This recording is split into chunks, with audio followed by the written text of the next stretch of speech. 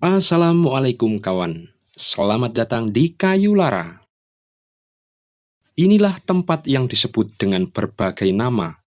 Orang Yahudi menyebutnya sebagai Har HaBayit atau Bait Suci. Orang Nasrani menyebutnya Bait Allah.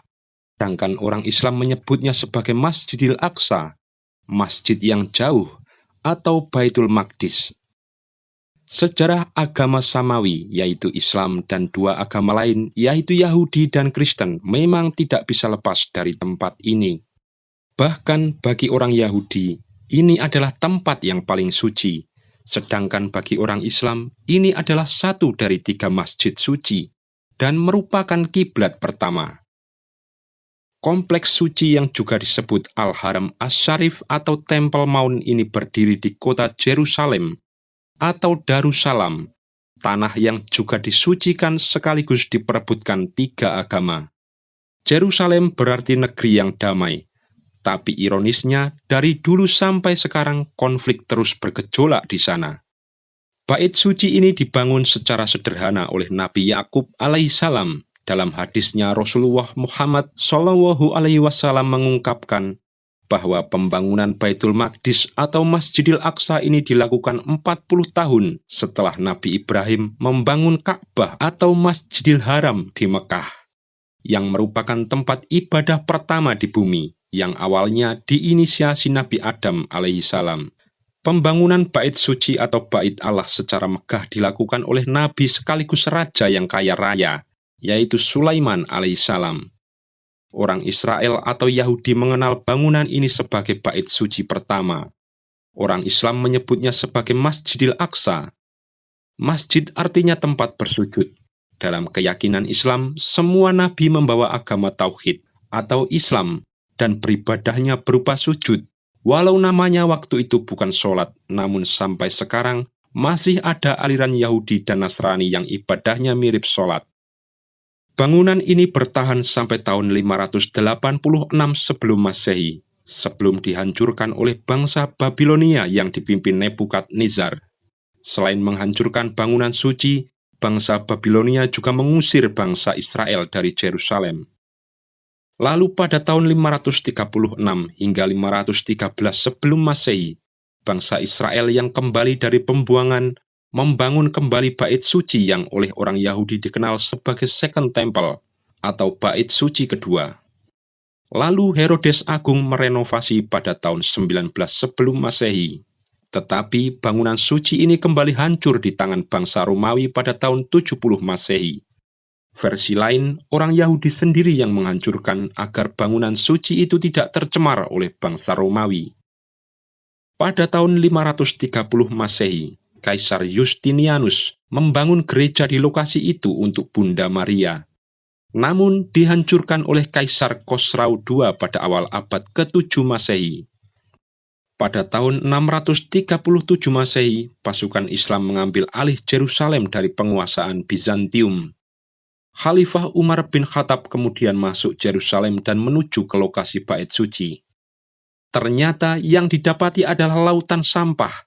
Reruntuhan Bait Suci ini bertahun-tahun dijadikan tempat pembuangan oleh orang Nasrani sebagai penghinaan pada orang Yahudi.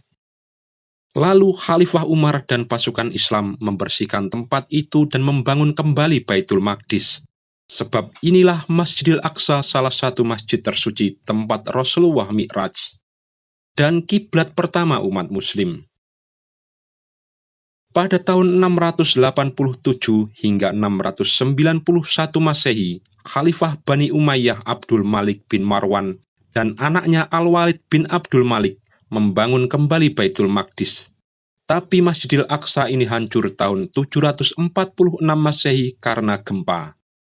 Saat Bani Abbasiyah berkuasa di dunia Islam menggantikan Bani Umayyah, Khalifah Al-Mansur kembali membangun masjid ini pada tahun 754 Masehi.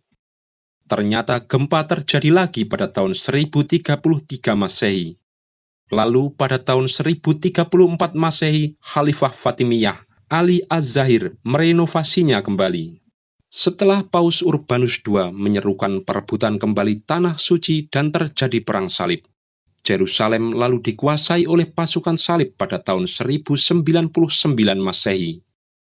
Orang Islam dan Yahudi dibantai dan terusir dari sana. Mereka kemudian menggunakan Baitul Maqdis sebagai gereja, istana, dan kandang kuda. Kawasan ini juga sempat menjadi markas kesatria Templar. Salahuddin al-Ayyubi alias Sultan Saladin kemudian mengepung dan merebut kembali Yerusalem pada tahun 1187 Masehi. Salahuddin kemudian kembali memfungsikan Baitul Maqdis sebagai Masjidil Aqsa seperti semula.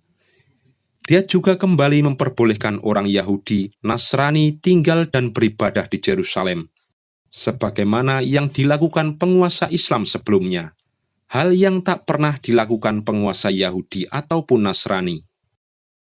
Waktu terus berjalan, Yerusalem dan tanah Palestina terus dalam penguasaan pemerintahan Islam.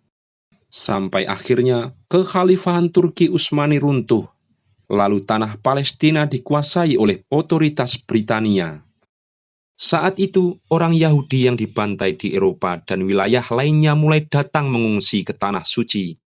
Benih-benih negara Zionis Israel mulai tumbuh, pelan tapi pasti menggerogoti tanah warga Palestina. Baitul Maqdis dan kota tua Yerusalem tetap dalam penguasaan Majelis Muslim Yerusalem. Lalu pada tahun 1948, diproklamirkan pendirian negara palsu Zionis Israel. Negara yang berdasarkan agama Yahudi ini kemudian menjajah tanah Palestina yang bagi mereka adalah tanah yang dijanjikan, dan menggusur penduduknya baik Islam maupun Kristen, serta mencaplok wilayahnya termasuk Yerusalem.